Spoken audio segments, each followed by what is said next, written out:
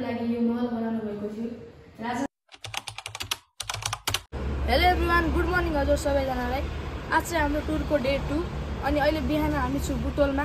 यहाँबाट हामी जाँदैछौँ भैरवा अनि भैरवा हुँदै हामी आफ्नो पुर्ख्यौली घर पाल्पातिर प्रस्थान गर्नेछौँ।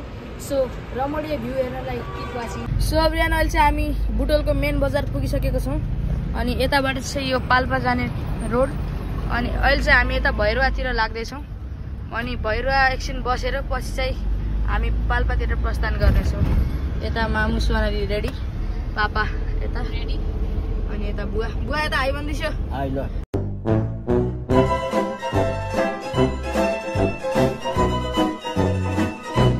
चाहिँ हामी यता भएर हजुरबाको घरमा पुगेको थिएँ अनि यता यस्तो छ बारी, यस्तो बनाइसकेको छ। हजुर पनि हेर्नुहोस्, यता यस्तो राम्रो गरी टक्क पारेर यता फुलहरू यता बारी फेरि भयो। कस्तो लाग्यो सुवानी बारी? राम्रो छ। अनि यता घर यो अहिले चाहिँ हजुरले हेरिरहेको भ्यू चाहिँ चिडिया खोलाको हो। यस्तो छ यताको भ्यू। पहिला पैदल हिँड्ने बाटो यो चाहिँ दलदल गर्ने बुवा चाहिँ यहाँ धेरै सक्छ पहिला भएर बुवालाई सबै थाहा छ यता होइन बुवा?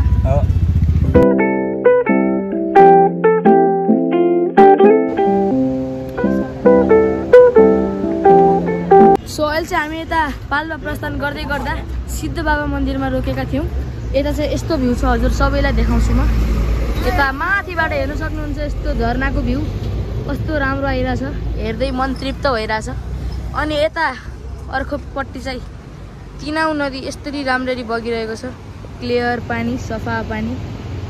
हामीलाई त हेरेर नै मजा आयो। अझै त पाल्पा हामीले जानु नै छ, यति धेरै ठाउँहरू हेर्ने छ। कस्तो लागिरहेछ सारी? रमाइलो लागिरहेछ। आउनु त म पहिलाचोटि नै आएको थिएँ, तर त्यतिखेर सानो हुँदा खासै याद पनि भएन। यता म पनि धेरै लङ टाइमपछि आइरहेको छु। ब्लगमा यता पुग पनि जोडिसकेको छ। अब चाहिँ हामीहरू यसो सिद्ध बाबा मन्दिरमा दर्शन गर्न गइरहेको छौँ।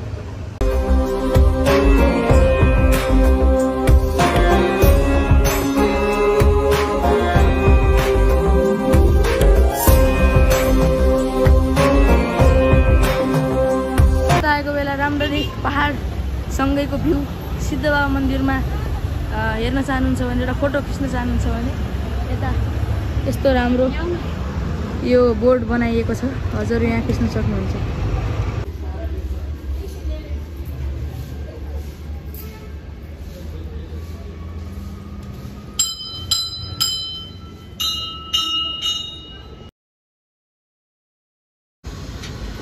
अनि यहाँ चाहिँ यस्तो सुरुङ मार्ग पनि बनिरहेको रहेछ भित्रबाट।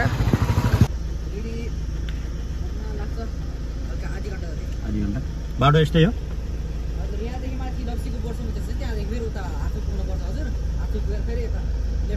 बाटो यस्तै होइन?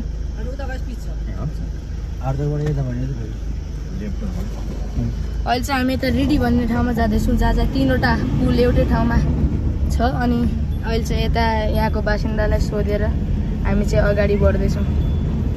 त्यहाँ के छ बुवा रेडीमा?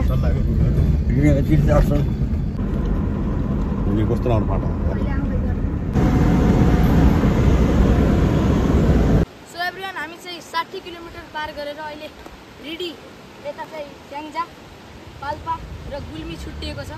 3वटा पुल एउटै मुखमा परेको। अब चाहिँ हामी माथिबाट हामीहरू भ्यू हेर्न जान्छौँ, हजुरलाई पनि देखाउँछु, आउनुहोस् साथीहरू। अहिले चाहिँ हामी आइसकेको छ पुलको माथि। यो चाहिँ यता गुल्मीको पुल भयो अनि यता बगिरहेको चाहिँ यो नदी चाहिँ कालीगण्डकी। अनि यो कालीगण्डकीको शिर चाहिँ दामोदर कुण्ड भन्ने ठाउँ रहेछ। त्यहाँ चाहिँ विष्णु भगवान्ले तपस्या गर्नुभएको छ भनेर अहिले भर्खरै यहाँको बासिन्दाहरूले हामीलाई भन्नुभयो। अब चाहिँ हामीहरू जान्छौँ बिचमा, जहाँबाट चाहिँ 3टै पुल हामीले हेर्न सक्छौँ। तर बाटो चाहिँ यस्तो झ्याउ लाग्यो भनेपछि रियलमा भन्दाखेरि हामीहरूलाई एक त त्यो उता पहाडतिर पनि घुमिसकेको हुनाले सेम लाग्यो, तर यता आएर चाहिँ हल्का चिसो हावा चलिरहेको छ। फरक भ्यू देख्न पाएँ हामीले। यस्तो छ यता सुवाना दिदी यता मामु। ओभरअलमा ठाउँ कस्तो लाग्यो हजुरलाई? राम्रो छ। बाटो कस्तो लाग्यो? बाटो त एकदम अप्ठ्यारो।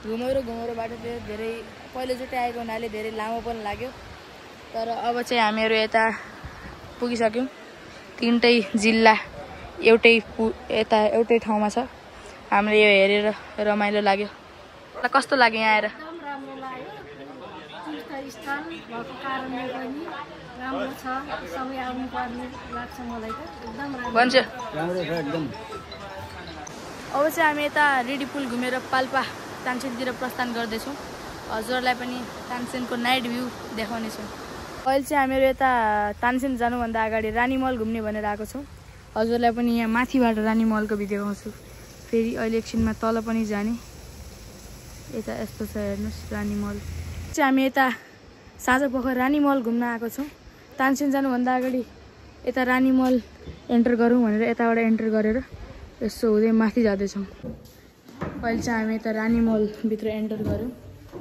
यता चाहिँ यस्तो छ एन्टर गर्ने यता डोर र यो द्वारबाट भित्र एन्टर गरिसकेपछि हामी यो कोठामा आयौँ जहाँ चाहिँ पुराना चिजहरू राखेको छ यो सङ्ग्रहालयमा यसरी राखिएको छ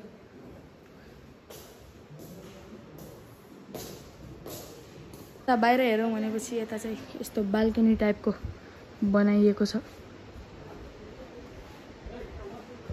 र रानी मलको यता पछाडिपट्टिको भ्यू हेरौँ भनेपछि यता यस्तो छ यता हजुर पनि हेर्नुहोस् बुवाहरूलाई कस्तो लाग्यो राम्रै लाग्यो राम्रो नयाँ ठाउँ कहिले नयाँको ठाउँ सबै चिज हेर्सिँदैछ आइपुग्यो राम्रै थियो र मेरो हजुरबुवाको यहाँ जन्मस्थल पनि रहेको हुनाले हामी यसपालि पाल्पा भ्रमण गर्न आएको छौँ अनि बुवा हजुरलाई कस्तो लाग्यो फेरि आफ्नो जन्मस्थलमा आएर राम्रै लाग्यो तर यो ठाउँमा आएको थिएन पाल्पाको मान्छे भएर पनि तर यसपालि नातिहरूसँग नातिनीहरूसँग आउनु मौका मिल्यो रानी मल चाहिँ नआइसकेको रहेछ बुवा पाल्पामा धेरै वर्ष बस्यो अनि आज हामी रिडी गयौँ रिडीबाट अब तानसेन जाने क्रममा रानी मल पनि घुमेर जाउँ भनेर हामी सबै यता आएको छौँ र यता दायाँपट्टि चाहिँ यस्तो मलको आकारहरू छ यता खासै सफा नभए पनि अहिले लेउ लागेर धेरै पुरानो महल छ त्यसैले यस्तो छ यतापट्टि यस्तो हिँड्नलाई हो कि के को लागि हो यस्तो बनाइएको छ